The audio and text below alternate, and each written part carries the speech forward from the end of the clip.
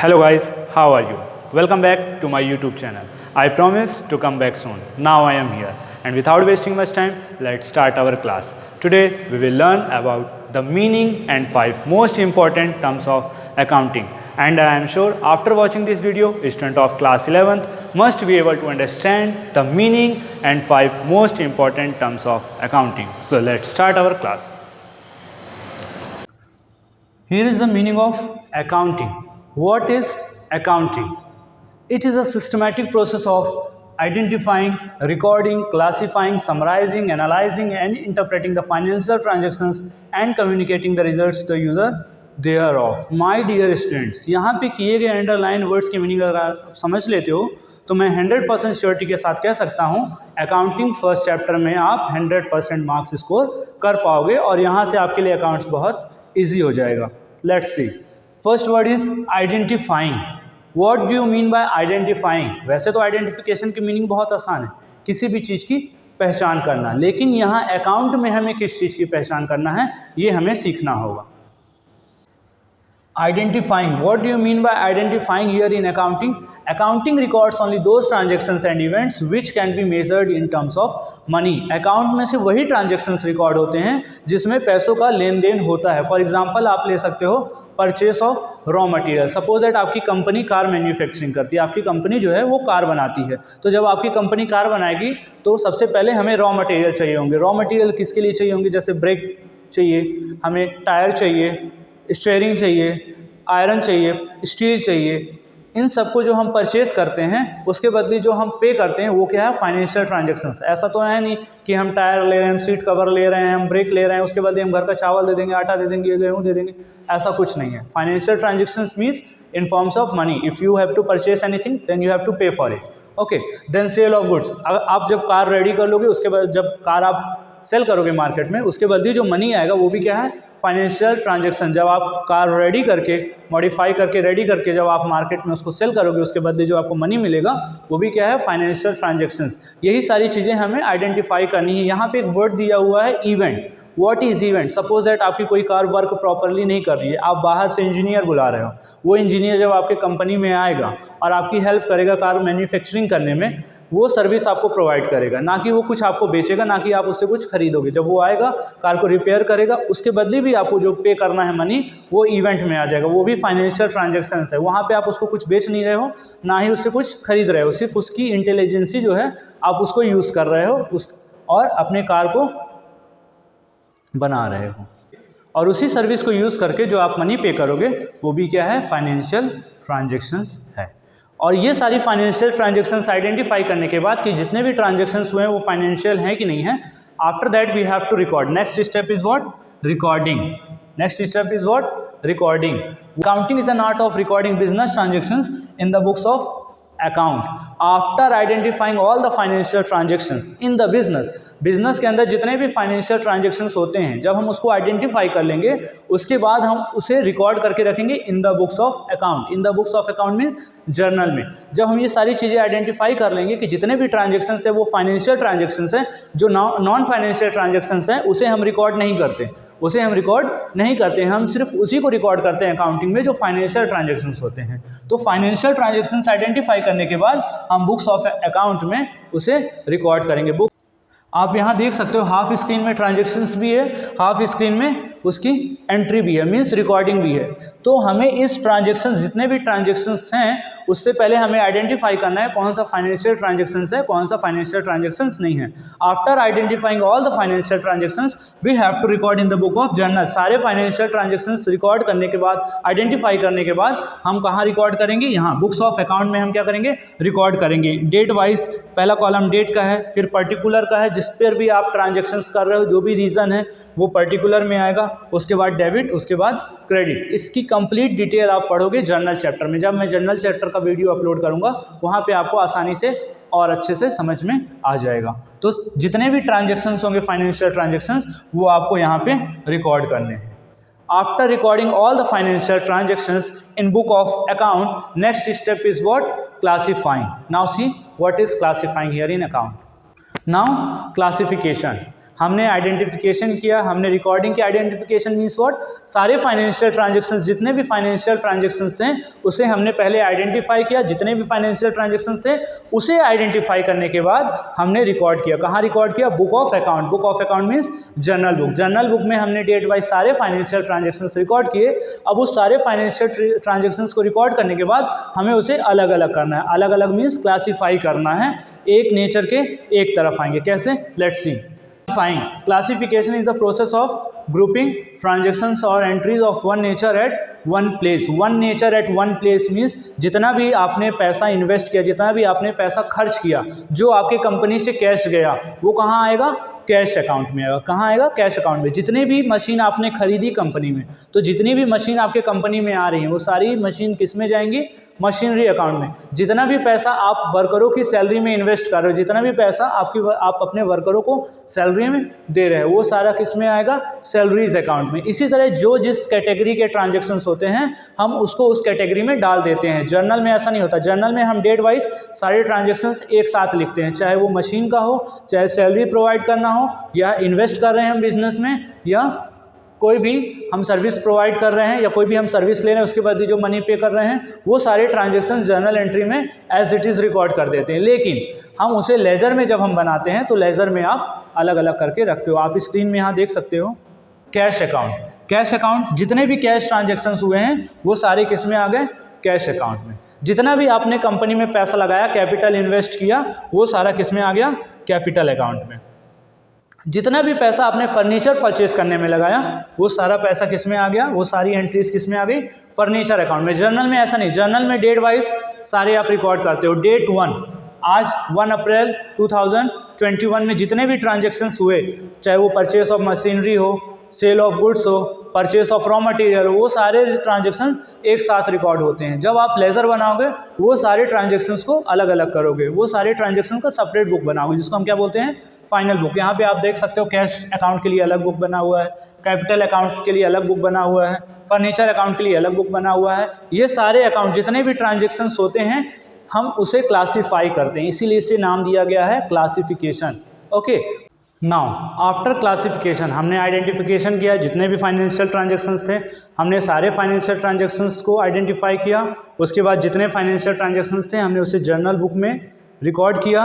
Record करने के बाद हमने सारे ट्रांजेक्शन्स को जिस कैटेगरी में जो ट्रांजेक्शन्स थे सारे ट्रांजेक्शन्स को हमने क्लासीफाई किया।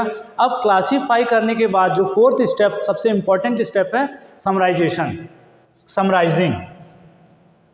Let's see how this involves presenting the classified data in a manner which is understandable for internal as well as external use of financial statement।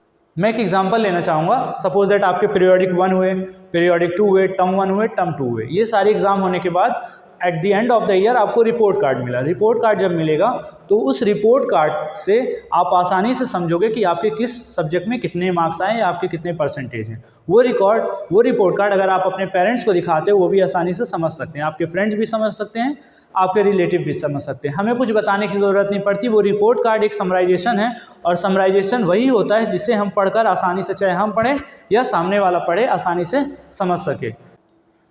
This involves presenting the classified data in a manner which is understandable for internal as well as external financial statement। जो भी हम data तैयार करते हैं identify, record और classify करने के बाद वो उस फॉर्मेट में होना चाहिए कि वो इंटरनल यूजर्स अगर उसे देख रहे हैं या एक्सटर्नल यूजर्स उसे देख रहे हैं तो आसानी से उनके समझ में आना चाहिए। क्या समझ में आना चाहिए मैं आपको बताता हूँ। सबसे पहले आप जानो इंटरनल और एक्सटर्नल यूजर्स कौन होते हैं।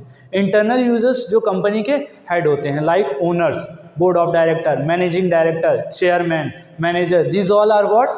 Internal users। and who are external users? like private financial institutions, bank, creditors, these all are what? external users। these all are external users। now see, after completing identification, recording and classification, जब हम summarisation prepare करते हैं तो this process leads to the preparation of trial balance. एक trial balance बनता है debit और credit का, जितना हमने कमाया, जितना हमने खर्च किया। ये आप जब चैप्टर पढ़ोगे ट्रायल बैलेंस तब आपके और आसानी से समझ में आएगा। मैं जल्दी इसका वीडियो अपलोड करूँगा। जो भी ट्रेडिंग एंड प्रॉफिट हम लॉस अकाउंट बनाते हैं उससे हमें ये पता चल जाता है कि हमारी कंपनी प्रॉफिट में है या लॉस में है। यहाँ स्क्रीन में आप देख सकते हो, यहाँ पे ट्रेडिंग प्रॉफिट एंड लॉस का एक स्टेटमेंट तैयार है। ये एक एग्जांपल के लिए मैंने बनाया है। जब आप trading profit and loss account chapters पढ़ोगे वहाँ पे आपको कंप्लीट इसकी इन्फॉर्मेशन मिलेगी। मैं जल्द ही इसका वीडियो अपलोड करूँगा। आप यहाँ स्क्रीन में देख सकते हो, यहाँ एक बैलेंस शीट का फॉर्मेट है जो मैंने आपके लिए तैयार किया है। ये एक फाइनेंशियल स्टेटस है, फाइनेंशियल स्टेटमेंट है कंपनी का, जिससे हमें अपनी कंपनी के फाइनेंशियल स्टेटस के बारे में पता चलता है। ये सारी चीज़ें होने के बाद जो नेक्स्ट स्टेप है वो है analysis and interpretation. See, analysis and interpretation of the financial data are carried out so that the users of financial data can make a meaningful judgement of the profitability and financial position of the business. सारी चीज़ें complete होने के बाद identification financial transactions के, उसके बाद record करने के बाद जर्नल बुक में, उसके बाद उसे क्लासीफाई करना जर्नल लेजर में, उसके बाद फाइनल रिपोर्ट फाइनेंशियल स्टेटमेंट तैयार करना, trading profit and loss account and balance sheet. After that you have to analyse that whether your company is growing और नॉट। जब आपको रिपोर्ट कार्ड मिलेगा टर्म 1, टर्म 2, पीरियोडिक 1, पीरियोडिक 2, तो आप एक analysis करोगे कि मेरे किस सब्जेक्ट्स में मार्क्स कम है, और जिस सब्जेक्ट्स में आपके मार्क्स कम होंगे उस सब्जेक्ट में आप इंप्रूव करने की कोशिश करोगे। उसी तरह जिस तरह आपने अपने रिजल्ट का एनालिसिस किया, उसी तरह एक बिजनेसमैन कैसा एनालिसिस करेगा कि किस प्रोडक्ट की वजह से उसका बिजनेस प्रॉफिट में जा रहा है। सपोज दैट अगर आप बिजनेस करते हो मोबाइल फ़ोन का, आप रिटेलर हो और आपने 100 फ़ोन मंगाए सैमसंग के, 200 फ़ोन मंगाए ओप्पो के, 300 फ़ोन मंगाए वीवो के, और उसके बाद जब आपने साल भर फ़ोन बेचा, लास्ट में जब आपने अपना प्रॉफिट ट्रेडिंग एंड लॉस तैयार किया या बैलेंस शीट आपने तैयार की, उसमें आपने एनालिसिस किया कि किस ब्रांड के फ़ोन सबसे ज़्यादा मार्केट में बिके या किस ब्रांड के फ़ोन से आपका प्रॉफिट मार्जिन ग्रो हुआ, और उस ब्रांड की सप्लाई आप नेक्स्ट टाइम क्या करोगे, बढ़ा दोगे। उसी तरह सारी रिपोर्ट तैयार होने के बाद, समराइजेशन तैयार होने के बाद, जो बिजनेस है वो अकाउंटिंग फॉर्मेशन के माध्यम से, अकाउंटिंग स्टेटमेंट के माध्यम से, फाइनेंशियल स्टेटमेंट के माध्यम से ये एनालिसिस करेगा कि किस वजह से हमारी कंपनी ग्रो नहीं कर पाई या किस वजह से हमारी कंपनी ग्रो कर रही है। तो जो उसके निगेटिव पॉइंट्स होंगे वो उसे पॉजिटिव में बदलने की कोशिश करेगा या उसे सुधारने की कोशिश करेगा, और जिस वजह से प्रॉफिट हो रही वो उस चीज़ की डिमांड और बढ़ा देगा। At the last, communicating. After analysing all the activity, सारे एनालिसिस के बाद जो लास्ट स्टेप है वो है communicating. What is communicating? Finally, accounting function involves communicating the financial information. Financial information means all the information which is related to profit and loss of our activity. Okay. To its users. Users means owner of company. Owner, board of director, managing director, CEO, chairman, manager, employee. These all are what? These all are what? Internal users. Okay, users. And who are external users? I told before also, मैंने पहले भी बताया था। external users कौन होते हैं? Private financial institutions, जैसे Bajaj finance है, पैसाबाजार.com है। Now see, the accounting information should be provided in time to the users so that appropriate decision may be taken at the appropriate time. जो अकाउंटिंग डिसीजन होता है वो हम टाइम से कब ले पाएंगे, जब हमारा financial statement means balance sheet time से प्रिपेयर होगा। जो हमारी कंट्री का अकाउंटिंग पीरियड है वो 31 अप्रैल से 31 मार्च है, और 31 मार्च होते होते हमें फाइनेंशियल स्टेटमेंट तैयार करना होता है। और अगर हम 1 अप्रैल या 31 मार्च तक फाइनेंशियल स्टेटमेंट तैयार करेंगे तो हम एक एप्रोप्रिएट डिसीजन ले सकेंगे, एप्रोप्रिएट टाइम में, सही समय में सही डिसीजन ले सकेंगे। सही समय में जब सही डिसीजन लेंगे तभी हमारी कंपनी का विकास होगा, तभी हमारी कंपनी का ग्रोथ होगा, तभी हमारी कंपनी की टर्नओवर इंक्रीज होगी। और सही डिसीजन हम तभी ले पाएंगे जब हमें सही टाइम पे स्टेटमेंट, फाइनेंशियल स्टेटमेंट में ये चीज़ आप जान लोगे कि आपकी कंपनी किस वजह से ग्रोथ कर रही है या किस वजह से आपकी कंपनी डूब रही है। तो जो भी निगेटिव पॉइंट्स होंगे आप उसको ख़त्म करने की कोशिश करोगे और पॉजिटिव पॉइंट्स को बढ़ाओगे ताकि आपकी कंपनी का ग्रोथ हो सके। आपने पढ़ा आइडेंटिफिकेशन, आपने पढ़ा recording, classifying, summarising, analysing and interpretation and communicating. My dear student, मुझे उम्मीद है कम्युनिकेटिंग तक एक्सप्लेन करने के बाद 90% आपको मीनिंग ऑफ अकाउंटिंग समझ में आया होगा। एक शॉर्ट रिवीजन में कराना चाहूँगा meaning of accounting. Accounting is a systematic process of identifying means I already explain, जो भी फाइनेंशियल ट्रांजेक्शन है उसको आपको आइडेंटिफाई करना है, उसके बाद रिकॉर्ड करना है। रिकॉर्ड कहाँ करना है? जर्नल बुक में करना है। उसके बाद क्लासीफाई करना है। क्लासीफाई मीन्स लेजर में जो जिस कैटेगरी के है उस कैटेगरी के बुक में हम बना के उसे डाल देंगे। उसके बाद समराइजेशन करना है। Summarisation means trading profit and loss account तैयार करना है।